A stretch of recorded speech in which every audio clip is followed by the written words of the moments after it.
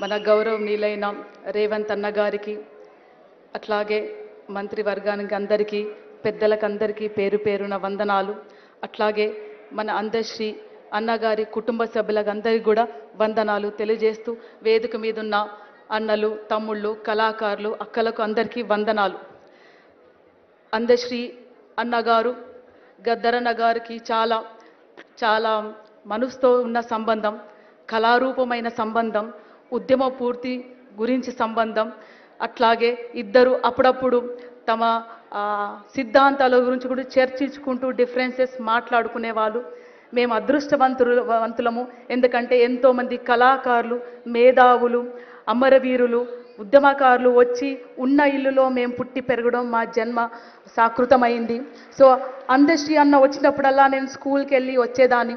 అందశ్రీ అన్న గురించి, అందశ్రీ అన్న కోసము ఒక చిన్న, అందశ్రీ అన్న అనగానే నాకు ఏమనిపిస్తుందో అదొక చిన్న 2 మాటల్లో మీకు అందజేస్తాను. అందశ్రీ అన్న, అందశ్రీ అన్న ఆ గానం గుండెలను కదిలిస్తుంది. అందశ్రీ అన్న ఆ గానం గుండెల్ని కదిలిస్తుంది. ఆ గొంతు గన్నులై పేలమంటుంది. ఆ గొంతు గన్నులై పేలమంటుంది.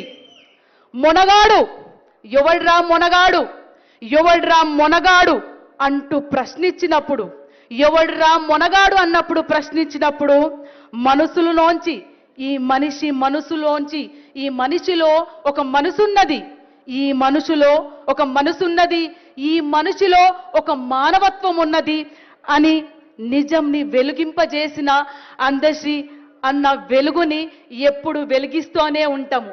అందశ్రీ అన్న చూపిన ఈ వెలుగుని ఎప్పుడు వెలిగిస్తూనే ఉంటాము. అందశ్రీ అన్న వెలుగు ఎప్పుడు వెలుగుతూనే ఉంటుంది. అందశ్రీ అన్న గారికి జోహార్లు, జోహార్లు. Thank you. పెద్దలు, గౌరవనీయులు అన్న నరసింహులు అన్నది మన్నించాలి.